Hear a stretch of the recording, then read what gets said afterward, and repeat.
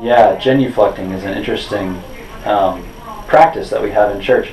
The reason it's called genuflecting, you may know this. The word, that prefix genu, comes from the Latin for knee, and flect comes from the Latin for bend. So you're bending the knee, and people do that sometimes when they come into church right before they sit in the pew.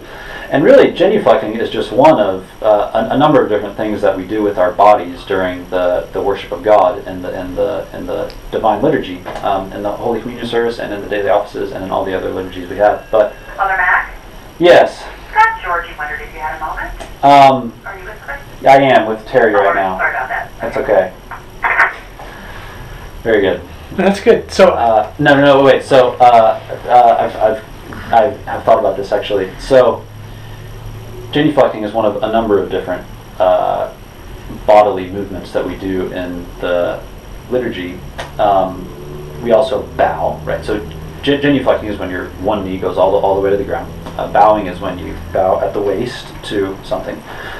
We sometimes so there's the solemn bow, which is when you bow at the waist. There's the simple bow, which is when you kind of bow just your head. People cross themselves, right, like this. People, sometimes you'll see, stick their fingers in the little stoops, we call them, of water, which are little bowls of water that are placed right beside the door as people come to the church. Stick their fingers in that, cross themselves with the water. But all kinds of these bodily movements that we do in the church, and people often ask if we're, why we're bowing to the furniture. Really, we're not bowing to the furniture. We're showing our reverence. We're showing our devotion to what the furniture points us to.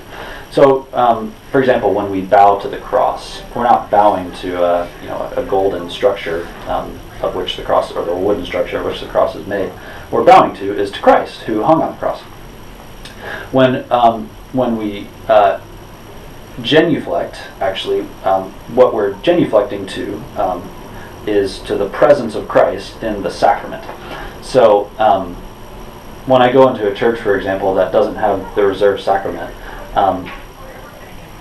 I don't genuflect. I bow, because you bow to crosses, you genuflect to the real presence of Christ. Okay. So what? In the sacrament. So I'm new, and I see people doing these movements, and what's sacrament? Yeah.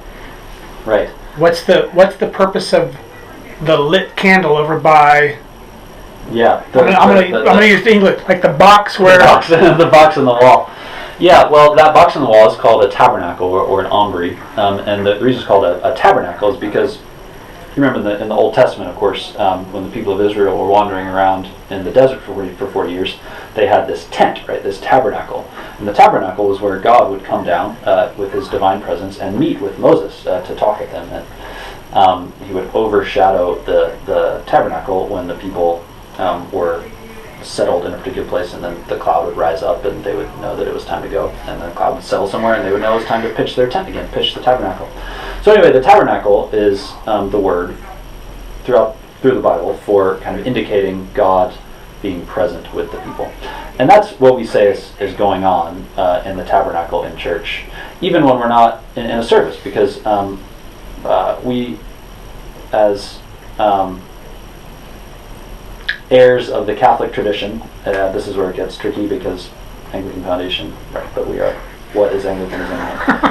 Much too big a question to worry about in these things. So anyway, we are heirs of the Catholic tradition as Anglicans, and maybe I won't just say that. I'll just say, as Anglicans, we believe in the real presence of Jesus Christ in the Eucharist, in the sacraments of Holy Communion, which is the bread and wine. We believe that Jesus is really present there. We don't try to specify how exactly, or kind of give philosophical precision or metaphysical scientific precision to how exactly he's present. We just say he's present. He's there with us in a unique way in the elements of bread and wine, in a way that he is not with us in other places, or in a more focused and personal way than he is present with us in other places.